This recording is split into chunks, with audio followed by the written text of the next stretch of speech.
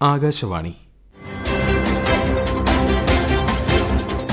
ലോക കരൾ ദിനത്തോടനുബന്ധിച്ച് ആകാശവാണി തിരുവനന്തപുരം പ്രാദേശിക വാർത്താ വിഭാഗം തയ്യാറാക്കിയ സ്പോട്ട്ലൈറ്റ് പരിപാടിയിലേക്ക് സ്വാഗതം.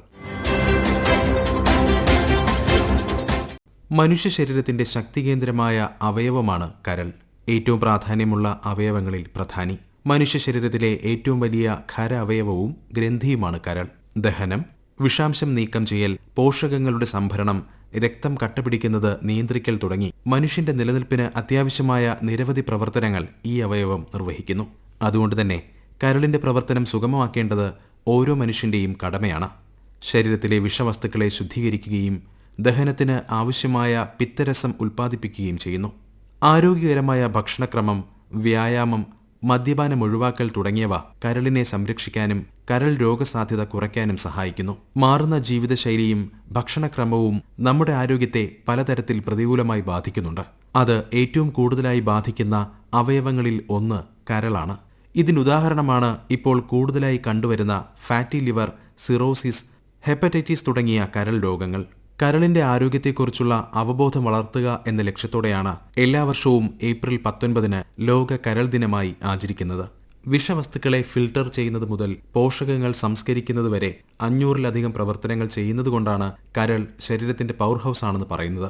മൊത്തത്തിലുള്ള ക്ഷേമത്തിന് ആരോഗ്യകരമായ കരൾ അത്യാവശ്യമാണ്. അതിനാൽ കരളിന്റെ ആരോഗ്യത്തെക്കുറിച്ച് അവബോധം വളർത്തുന്നതിനും ആരോഗ്യകരമായ ശീലങ്ങൾ പ്രോത്സാഹിപ്പിക്കുന്നതിനുമുള്ള അവസരമായി ലോക കരൾ ദിനത്തെ ഉപയോഗിക്കുന്നു. കരൾ രോഗങ്ങളെക്കുറിച്ചും അവയെ എങ്ങനെ പ്രതിരോധിക്കാമെന്നും ഫിസിഷ്യൻ ഡോക്ടർ സനിത. നമ്മുടെ ശരീരത്തിലെ ഏറ്റവും വലിയ ആന്തരാവയവമാണ് കരൾ. ഏകദേശം 1.5 കിലോഗ്രാം വെയിറ്റ് ഉണ്ട്. ഏകദേശം 500ഓളം പ്രവർത്തനങ്ങൾ ഇത് സൈലന്റായി നിർവഹിക്കുന്നു. ഭക്ഷണം ദഹിപ്പിക്കാൻ സഹായിക്കുന്ന പിത്തരസത്തിന്റെ നിർമ്മാണം, ശരീരത്തിലെ വിഷാംശങ്ങളുടെ നീക്കം ചെയ്യൽ, ഊർജം സംഭരിക്കുക, മരുന്നുകളുടെ ഡീടോക്സിഫിക്കേഷൻ, പ്രോട്ടീനിന്റെ സിന്തസിസ്, നമ്മുടെ ബോഡിക്ക് ആവശ്യമായിട്ടുള്ള വൈറ്റമിൻ സിന്തസിസ്, അതായത് ADEKയുടെ നിർമ്മാണത്തിലും കരൾ ഒരു പ്രധാന പങ്ക് വഹിക്കുന്നു. നമ്മുടെ ശരീരത്തിലെ ഊർജ സ്രോതസ്സായ ഗ്ലൂക്കോസിന്റെ ലെവല് നോർമലായി നിർത്തുന്നതിന് ലിവറിന് ഒരു പ്രധാന പങ്കാണ് ഉള്ളത്.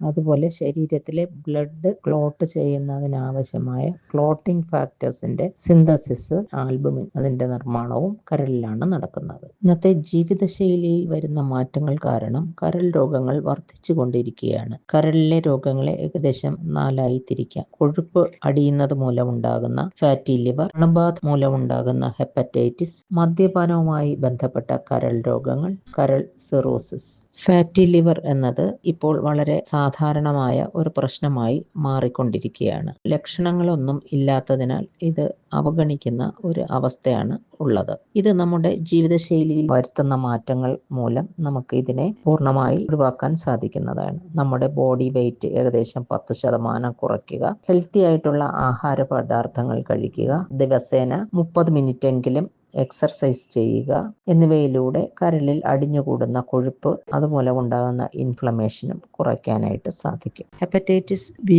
C എന്നിവ ബ്ലഡിലൂടെയും ബോഡി ഫ്ലൂയിഡ്സിലൂടെയും പകരുന്നു. ഹെപ്പറ്റൈറ്റിസ് B പോസിറ്റീവായ അമ്മയിൽ നിന്ന് കുഞ്ഞിലേക്കും പകരുന്നു. ഹെപ്പറ്റൈറ്റിസ് B പ്രിവെന്റ് ചെയ്യുന്നതിനായി വാക്സിനേഷൻ ഉണ്ട്. അത് കൃത്യമായി എടുത്താൽ അത് പ്രിവെന്റ് ചെയ്യാൻ സാധിക്കും. ഹെപ്പറ്റൈറ്റിസ് C ഇപ്പോൾ ആന്റിവൈറൽ മരുന്നുകളിലൂടെ 90% ചികിത്സിച്ച് ഭേദമാക്കാൻ സാധിക്കും. ഹെപ്പറ്റൈറ്റിസ് Bയും Cയും കരളിൽ ക്രോണിക് ഇൻഫ്ലമേഷൻ ഉണ്ടാക്കി സിറോസിസ് ഉണ്ടാക്കാനുള്ള സാധ്യതയുണ്ട്. അതുപോലെ തന്നെ ലിവർ ക്യാൻസർ ഉണ്ടാക്കാനുള്ള സാധ്യത വളരെ കൂടുതലാണ്. മദ്യപിക്കുന്നവരിൽ കരൾ ചുരുങ്ങി വരുന്ന അവസ്ഥയാണ് സിറോസിസ്. സിറോസിസ് വന്നു കഴിഞ്ഞാൽ കരളിന്റെ ദൈനംദിന പ്രവർത്തനങ്ങൾ നിർവഹിക്കാൻ സാധ്യമല്ല. നിശ്ചിത കാലയളവുകളിൽ പ്രിവന്റീവ് ഹെൽത്ത് ചെക്കപ്പുകൾ ശീലമാക്കുക, ലിവർ ഫംഗ്ഷൻ ടെസ്റ്റും അൾട്രാസൗണ്ട് സ്കാനിങ്ങുകളും. അതുമൂലം രോഗമുണ്ടോ എന്ന് വേഗത്തിൽ കണ്ടെത്തുകയും അതിന് ചികിത്സ നേരത്തെ തേടുകയും ചെയ്യാൻ സാധിക്കുന്നതാണ്. ശരീരത്തിന്റെ സ്വാഭാവിക ശുദ്ധീകരണ സംവിധാനമായി പ്രവർത്തിക്കുന്ന കരൾ രക്തപ്രവാഹത്തിൽ നിന്ന് വിഷവസ്തുക്കളെ നിരന്തരം നീക്കം ചെയ്യുന്നു. ഈ ദോഷകരമായ വസ്തുക്കൾ, മരുന്നുകൾ, പരിസ്ഥിതി മലിനീകരണ വസ്തുക്കൾ, ശരീരത്തിന്റെ സ്വന്തം സ്വാഭാവിക പ്രക്രിയകൾ എന്നിവയിൽ നിന്ന് പോലും ഉത്ഭവിച്ചേക്കാം. കരൾ ഈ വിഷവസ്തുക്കളെ കാര്യക്ഷമമായി നിർവീര്യമാക്കുകയും അവയെ ദോഷകരമല്ലാത്ത സംയുക്തങ്ങളായി മാറ്റുകയും ചെയ്യുന്നു. തുടർന്ന് മൂത്രത്തിലൂടെയോ മലത്തിലൂടെയോ പുറന്തള്ളപ്പെടുന്നു. കരൾ സുപ്രധാന ജൈവ തന്മാത്രകളുടെ നിർമ്മാതാവാണ്. രക്തം കട്ടപിടിക്കുന്നതിന് ആവശ്യമായ പ്രോട്ടീനുകളെ ഇത് സമന്വയിപ്പിക്കുന്നു. ശരിയായ മുറിവുണക്കൽ ഉറപ്പാക്കുകയും അമിത രക്തസ്രാവം തടയുകയും ചെയ്യുന്നു. കൂടാതെ കരൾ പ്രോട്ടീനുകൾ ഉൽപ്പാദിപ്പിക്കുന്നു, പ്രത്യേകിച്ച് ആൽബുമിൻ. ഇത് രോഗപ്രതിരോധ സംവിധാനത്തെ ശക്തിപ്പെടുത്തുകയും അണുബാധകൾക്കെതിരായ പോരാട്ടത്തിൽ സഹായിക്കുകയും ചെയ്യുന്നു.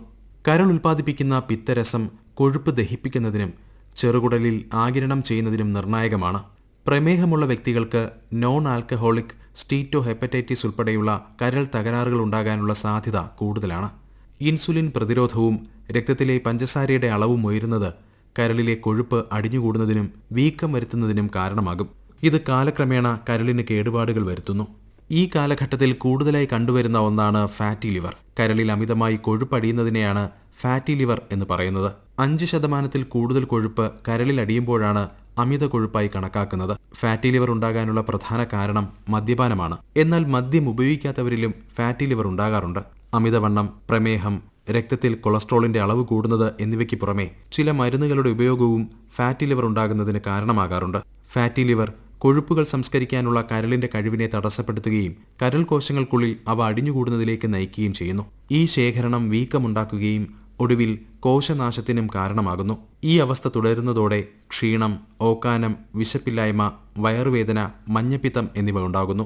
സാധാരണയായി കണ്ടുവരുന്ന മറ്റൊരു കരൾ രോഗമാണ് സിറോസിസ്. കരൾ ടിഷ്യൂവിൽ മാറ്റാനാവാത്ത പാടുകളുണ്ടാകുന്ന ഒരു ഗുരുതരമായ അവസ്ഥയാണിത്. കാലക്രമേണ ആരോഗ്യകരമായ കരൾ ടിഷ്യൂ സ്കാർ ടിഷ്യൂവാൽ മാറ്റി സ്ഥാപിക്കപ്പെടും. സിറോസിസിന്റെ ലക്ഷണങ്ങളിൽ ക്ഷീണം, ബലഹീനത, വിശപ്പില്ലായ്മ, ശരീരഭാരം കുറയൽ, ദ്രാവകം നിലനിർത്തൽ, മഞ്ഞപ്പിത്തം എന്നിവ ഉൾപ്പെടുന്നു. മദ്യപാനം കൊണ്ട് മാത്രമാണ് ലിവർ സിറോസിസ് വരുന്നതെന്ന ധാരണ പൊതുവെ നമ്മുടെ സമൂഹത്തിലുണ്ട്. എന്നാൽ അങ്ങനെയല്ല. മറ്റു കാരണങ്ങൾ കൊണ്ട് മദ്യം തീരെ ഉപയോഗിക്കാത്തവരിലും സിറോസിസ് കാണപ്പെടുന്നു. Gastro enterologist doctor Lakshmi CP ആകാശവാണിയോട്. മദ്യപാനം ഉള്ളവരിലും മദ്യപാനം ഇല്ലാത്തവരിലും ഫാറ്റി ലിവർ വരാം. നമ്മുടെ നാട്ടിൽ വളരെ കോമൺ ആണ് മദ്യപാനം മൂലമുണ്ടാകുന്ന ഫാറ്റി ലിവർ. അത് മാത്രമല്ല, മദ്യപാനവും അമിതവണ്ണവും കൺട്രോൾ ഇല്ലാത്ത ബ്ലഡ് ഷുഗറും ഒക്കെ വരുമ്പോൾ ചെറിയ അളവിലുള്ള മദ്യപാനം പോലും പലപ്പോഴും ഗുരുതരമായ കരൾ രോഗങ്ങളിലേക്ക് വഴിതെളിക്കാം. ജനിതകമായ ചില കാരണങ്ങൾ കൊണ്ട് ഫാറ്റി ലിവർ ഉണ്ടാകാറുണ്ട്. ഭയപ്പെടുത്തുന്ന ഒരു ടെൻഡൻസി എന്താണെന്ന് വെച്ചാൽ, ഓരോ തലമുറ ചെല്ലുന്തോറും ഒരു 15-20 കൊല്ലം മുന്നേ ഫാറ്റി ലിവർ നമുക്ക് തെളിഞ്ഞു വരുന്നു എന്നുള്ളതാണ്.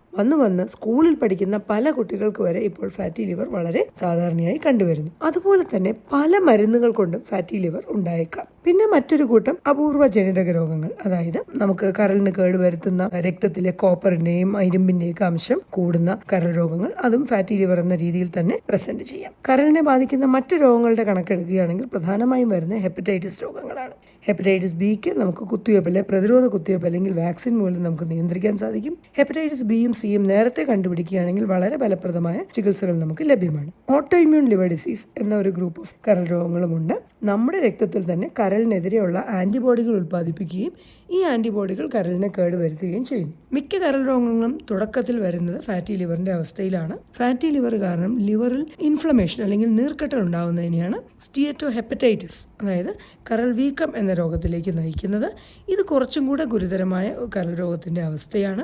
ഈ അവസ്ഥയിലും ഇത് കണ്ടുപിടിക്കപ്പെടുന്നില്ല അല്ലെങ്കിൽ ചികിത്സിക്കുന്നതല്ല എന്നുണ്ടെങ്കിൽ പിന്നീട് ഇത് സിറോസിസ് എന്ന രോഗത്തിലേക്ക് മാറുന്നുണ്ട്. സിറോസിസ് ഒരു പരിധി കടന്നു കഴിഞ്ഞാൽ കരൾ മാറ്റിവെക്കൽ മാത്രമേ പിന്നെ അതിന് ചികിത്സയുള്ളൂ. നമ്മൾ പലപ്പോഴും റുട്ടീൻ ഹെൽത്ത് ചെക്കപ്പിലൂടെയൊക്കെ മാത്രമാണ് ഈ കരൾ രോഗങ്ങൾ നമ്മൾ തിരിച്ചറിയുന്നത്. രക്തഛർദ്ദിക്കല്, വയറ്റിൽ വെള്ളം കെട്ടല്, കടുത്ത മഞ്ഞപ്പിത്തം വരിക, ഇത്തരം കരൾ രോഗങ്ങളൊക്കെ എത്തുന്നത് പലപ്പോഴും കരളിന്റെ കേടുകൾ ക്രമാതീതമായി വർദ്ധിച്ചതിന് ശേഷമാണ്. കരൾ ശരീരത്തെ സന്തുലിതമായി നിലനിർത്തുന്നു. എന്നാൽ ആഗോളതലത്തിൽ മുതിർന്ന ജനസംഖ്യയുടെ 1/3 metabolic dysfunction associated steatotic liver disease അഥവാ MASLD എന്ന അവസ്ഥയിലാണ് ജീവിക്കുന്നത്. ശരീരഭാരം, ഭക്ഷണക്രമം, ജീവിതശൈലി എന്നിവയുമായി ബന്ധപ്പെട്ടിരിക്കുന്നതിനാൽ MASLD വർഷങ്ങളോളം നിശബ്ദമായി നിലനിൽക്കും.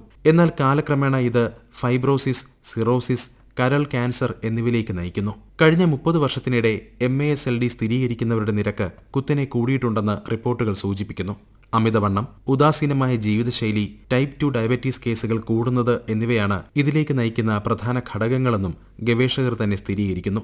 നിലവിൽ 130 കോടിയോളം പേർ ഈ അവസ്ഥയുമായി ജീവിക്കുന്നുണ്ട്. വരും ദശകങ്ങളിൽ ഈ നിരക്ക് കൂടാനാണ് സാധ്യത.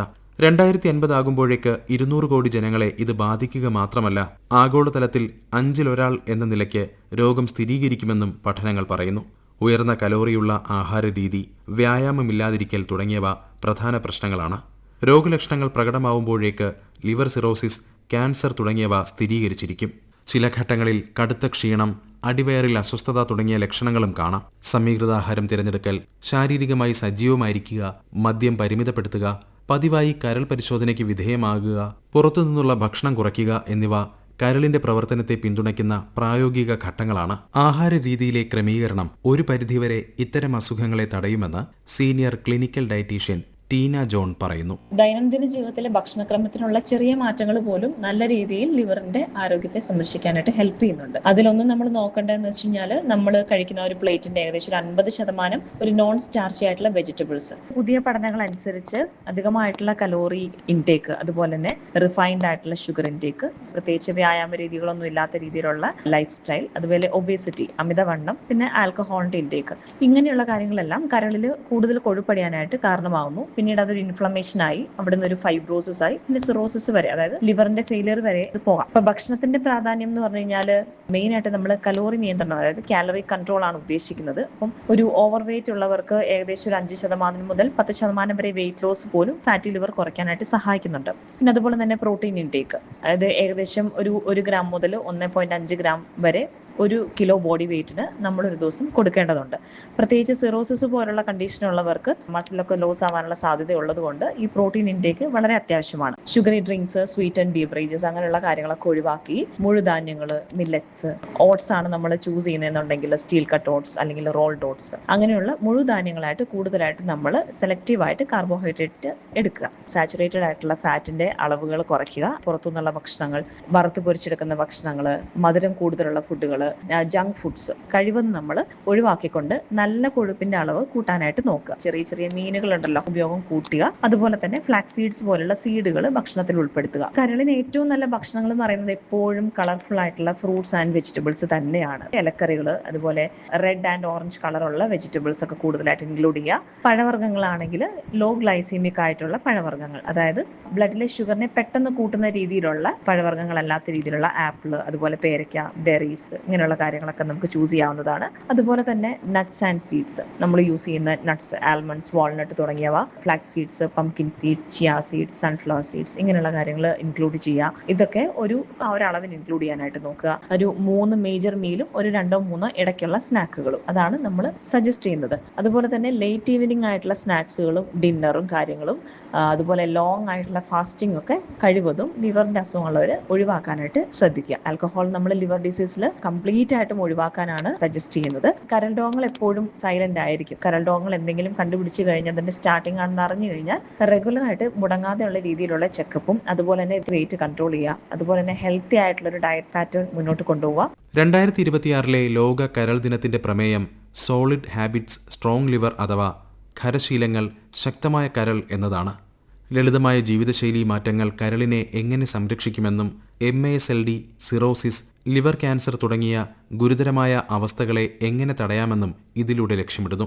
കരളിന്റെ ആരോഗ്യം നിലനിർത്താനും കരൾ രോഗത്തിന്റെ തോത് കുറയ്ക്കാനും സഹായിക്കുന്ന ശീലങ്ങൾ വളർത്തിയെടുക്കാൻ ആളുകളെ പ്രോത്സാഹിപ്പിക്കുന്നതിനാണ് ദിനാചരണം പ്രധാനമായും ശ്രദ്ധ കേന്ദ്രീകരിക്കുന്നത്. കരളിന്റെ ആരോഗ്യത്തിൽ സജീവമായ പങ്കുവഹിക്കാൻ ജനങ്ങളെ പ്രോത്സാഹിപ്പിക്കുന്നു എന്നതാണ് ഈ പ്രമേയത്തിന്റെ പ്രാധാന്യം. പതിവ് പരിശോധനകളിലൂടെയും കരൾ പ്രശ്നങ്ങളെ സൂചിപ്പിക്കുന്ന ലക്ഷണങ്ങളെക്കുറിച്ചുള്ള അവബോധത്തിലൂടെയും നേരത്തെയുള്ള കണ്ടെത്തലിന്റെ പ്രാധാന്യം ഇത് എടുത്തു കാണിക്കുന്നു. ആരോഗ്യകരമായ ദിനചര്യകൾ സ്വീകരിക്കുന്നതിലൂടെയും സമയബന്ധിതമായ വൈദ്യോപദേശം തേടുന്നതിലൂടെയും വ്യക്തികൾക്ക് കരൾ രോഗസാധ്യത ഗണ്യമായി കുറയ്ക്കാൻ കഴിയും. കരൾ ആരോഗ്യത്തിന് മുൻഗണന നൽകുന്നതിലൂടെ നമുക്കും വരും തലമുറകൾക്കും വേണ്ടിയുള്ള ശോഭനവും ആരോഗ്യകരവുമായ ഒരു ഭാവിക്കായി നാം നിക്ഷേപിക്കുകയാണ്. ലോക കരൾ ദിനത്തോടനുബന്ധിച്ച് ആകാശവാണി തിരുവനന്തപുരം പ്രാദേശിക വാർത്താ വിഭാഗം തയ്യാറാക്കിയ സ്പോട്ട്ലൈറ്റ് പരിപാടി ഇവിടെ സമാപിക്കുന്നു. ഏകോപനം ലെമി ജി നായർ. തയ്യാറാക്കിയത് പാർവതി വിജയൻ. അവതരണം പ്രവീൺ കുമാർ.